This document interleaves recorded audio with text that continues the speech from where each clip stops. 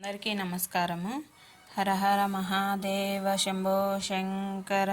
Police వర్గమునకు వెళ్ళు కదా. అనగనగా ఒక చాకలిది, దానికి 4 కొడుకులు 4 కోడళ్ళు కలరు. ఆ చాకలిది 3 కోడండ్లు ఆశ్వేజ బహుళ అమావాస్య మొదలుకొని కార్తీక మాసంలో ప్రతిరోజు తెల్లవారుజామున స్నానం చేసే దీపములు పెట్టుకొనిడివారు. ఈ విధముగా 4 రోజులు చేసిరి. తరువాత కార్తీక బహుళ అమావాస్య నాడు తెల్లవారుజామున లేచి కడసారపు కోడలతో, మేము స్నానమునకు వెళ్ళుచున్నాము, మేము వచ్చే వరకు ఇంటి వద్ద జాగ్రత్తగా ఉండవలసిందని చెప్పి చాకలి 3 కోడళ్ళతో స్నానానికి వెళ్ళెను.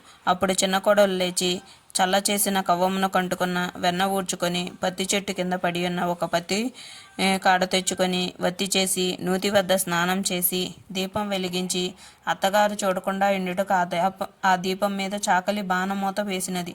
అప్పుడు దానికి ఆకాశం నుండి విమానం వచ్చినది. ఆ చిన్నది విమానం ఎక్కి బొందెతో కూడా స్వర్గమునకు వెళ్ళుచుండెను. ఆమె అలా వెళ్ళుట ఏటి ఎడ్డున దీపములు పెట్టుకొనుచున్న వాళ్ళందరూ చూచి, చాకలి పోలీస్ వర్గమునకు వెళ్ళుచున్నది, చాకలి పోలీస్ వర్గమునకు వెళ్ళుచున్నది అని అందరూ ఆశ్చర్యపడసాగిరి.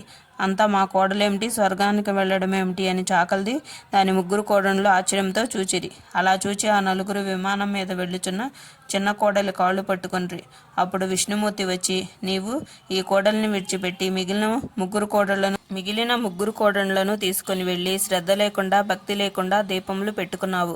ఈమె శ్రద్ధాభక్తులతో పెట్టుకుంది కాబట్టి ఈమెకు బొందుతో స్వర్గమునిచ్చినాము, నువ్వు అడవుల పాలైపోము అని శాపం పెట్టి వెళ్ళిపోయాను. ఈ కథ చెప్పి అక్షంతలు వేసుకొని వెళ్ళను.